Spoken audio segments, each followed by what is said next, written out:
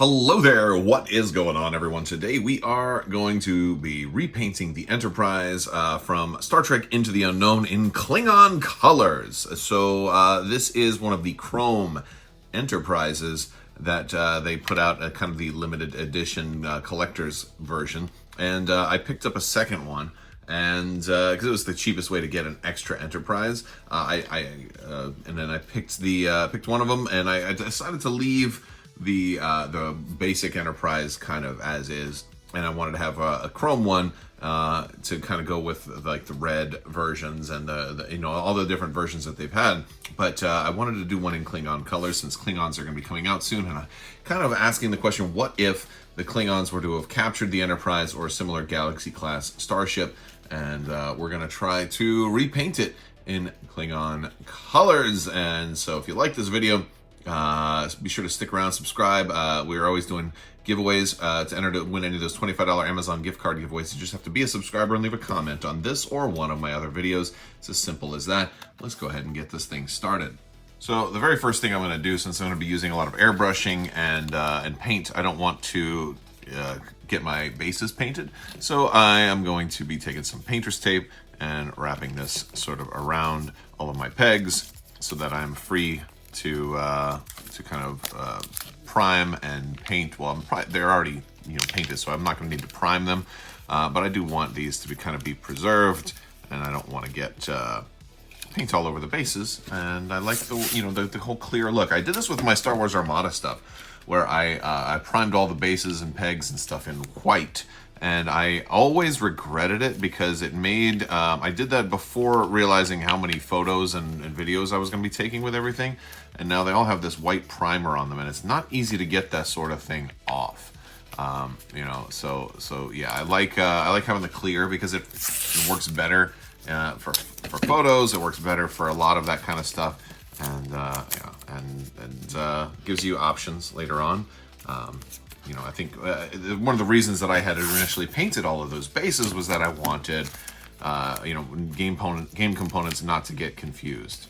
And I can see that, but there's lots of other ways to do that. Like, for example, marking stuff with tape, or making just like maybe a little mark on it or whatever, or tokens and things like that. So I'm going to make sure that we are nice and protected this time around by protecting this thing as best that I can.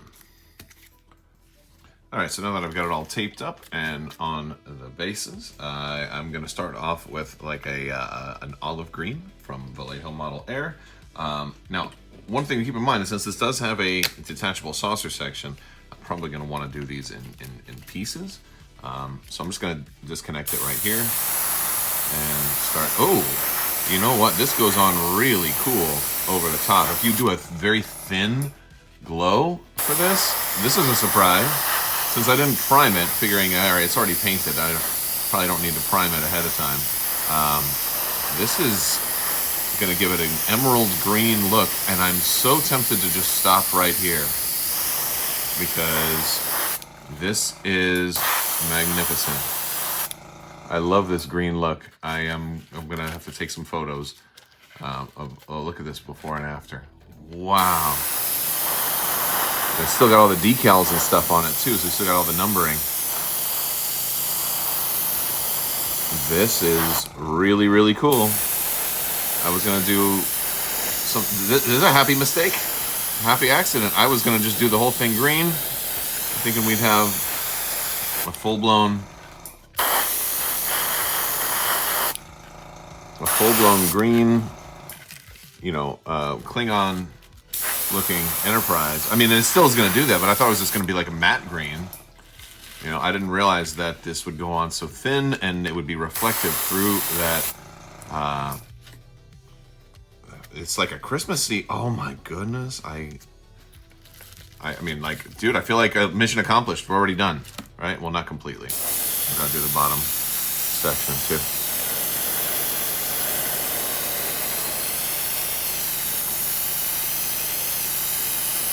Yeah, so maybe if I wanted to do it a matte black or a matte green, I could prime it.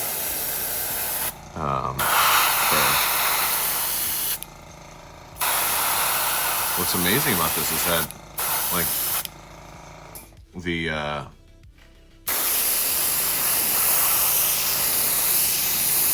red still shows up through. Although I can probably take a brush and go back and highlight some of the red bits. Look at that. Oh my goodness. Yeah, I didn't know what this was going to turn out like, but I am so thrilled. I'm so thrilled with this. Let's get some more of these pieces here. Let's get the back. Oh my goodness, I'm so happy with this. I am totally redoing that deflector dish though. I'm gonna do the deflector dish in Klingon colors. Oh no, it fell out of the base. All right, so we've got it now, the paint taken off, and I'm ready to start adding some details and kind of going over some of the nacelle lighting and of course the dish in here. All right, so I'm just using some Vallejo red to start us off, and I'm just gonna try and get the entire front piece here totally covered, and I'm gonna want this to be real wet. And what I'm gonna do is I'm gonna put a little bit of white in here while this red is still wet, and just kind of wet blend it in to give the center of this a little bit of glow. And it's gonna fade into it a little bit, and we'll kind of pull that out and just give it a little bit of a gradient. And then we're just gonna go ahead and get this line behind here.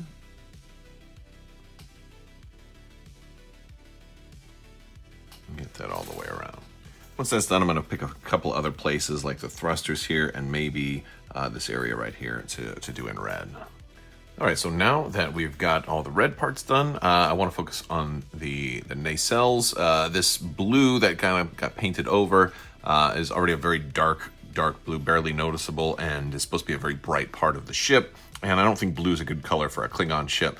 So what I'm gonna try and do is I'm gonna paint it white, and then I'm gonna hit it with this striking green contrast, which should kind of make it look kind of like the Klingons' energy, Klingon and Romulan, that kind of, that sort of disruptor beam kind of energy that they have going on there.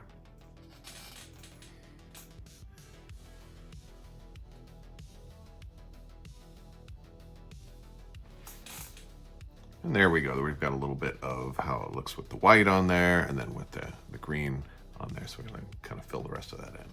All right, so now that we've got our nacelles colored in, and I might do another coat a little bit later on, but I'm gonna be mixing a little bit of gold, yellow, and a little bit of red to create like an orangey sort of highlight color for the saucer section. And this is sort of a more subdued, battle-ready orange, which I think is gonna look pretty cool when mixed in with all of this.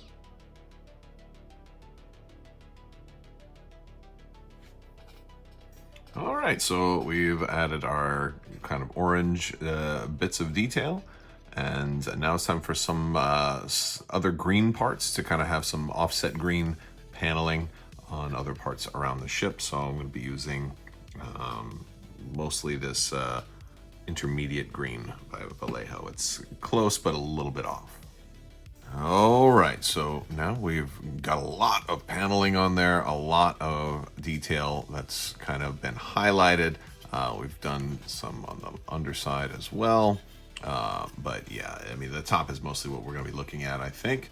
But I also have to do the dish. I think that's the last really significant part, is doing the dish. It was blue and red. I think what I'm going to try and do is do sort of like an orange or yellow and red. And so I'll basically be taking the parts that would have been blue and changing them to yellow, and leaving the parts that are red. Well, that center kind of ring, the two concentric rings, will stay red. That's what I'm going to try and do. All right, so we're just going to get in there, try and get all of that with this yellow. And I'll try to give it a little bit of glow effect like I did with the blue. But I've already done a whole nother video on doing these dishes. I want this to be nice and wet, so I'll make sure I have a decent amount of water on my brush. And kind of get this, and just kind of feel around with it, try some wet blending, and maybe throw a little white on there to make it a little bit brighter, closer to the center, or something like that. But that's kind of the effect we're going to go with. All right, so we've got our deflector dish done in that kind of golden sunfire kind of format. And I feel like it has a nice kind of contrast against the rest of the ship, which is pretty cool, while still kind of fitting into the overall color scheme. I think it's pretty cool. All right, so here is the final version. And we are basically, we're calling this one done at this point.